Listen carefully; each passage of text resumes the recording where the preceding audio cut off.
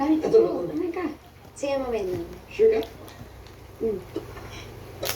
Di ka makakain dahil may ikot mo mo, no? Mga ano, kailangan man siya butang sa kwan.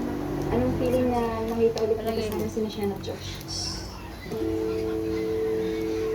Alam nyo, wala yan sa isip ko ngayon.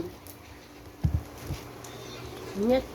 Ang niisip ko, hindi ba parang sobra naman to? Alam niyo yun, nagsabi lang tayo na wala tayong matutuluyan, tapos biglang, eto na, nandito na tayo. Kaya ba natin panindigan to? Sa tingin ko, kaya naman. Basta matitiwala tayo na solid tayong magbabarkada. Kasi di ba ganun naman talaga yung magbabarkada? Magtutulungan kahit basta kung ano yung mabigay. Hindi naman basihan yung pera lang. Kaya huwag mo lang isipin yan. Kain ka na. Kumain ka na. Kumain na tayo. Tara. Init mo ba?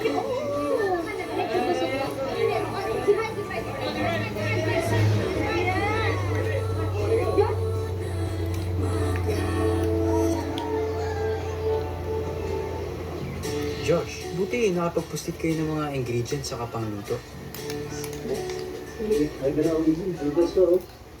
Thanks.